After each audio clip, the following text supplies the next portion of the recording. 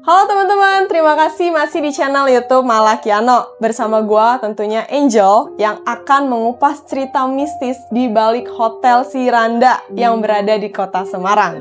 Without much addition, let's listen to the story. Oke teman-teman, tidak perlu berlama-lama, mari kita langsung aja menceritakan kisah di balik Hotel Siranda yang berada di kota Semarang.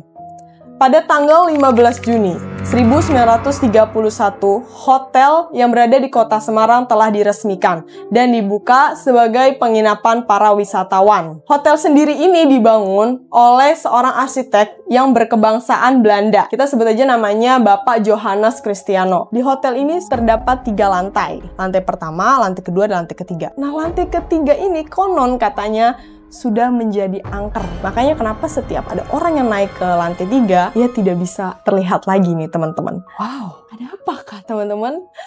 Nah, jadi ini teman-teman.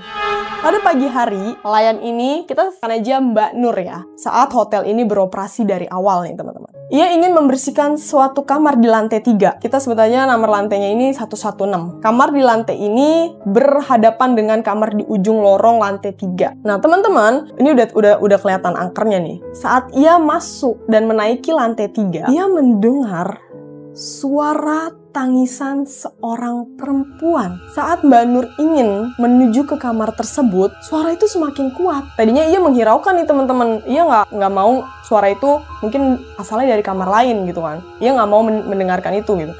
Tapi semakin kenceng, suara itu terlihat jelas. Dan apa yang terjadi teman-teman? Saat ia membuka pintu kamar yang terlarang itu, ternyata masih ada kamar-kamar lain teman-teman yang sudah tidak terpakai.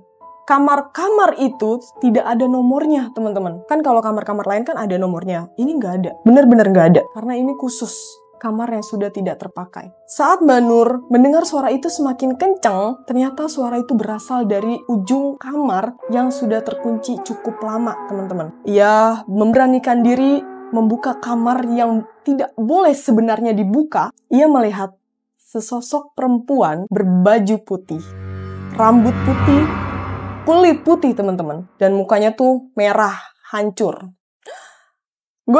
Gue cukup merinding ya teman-teman.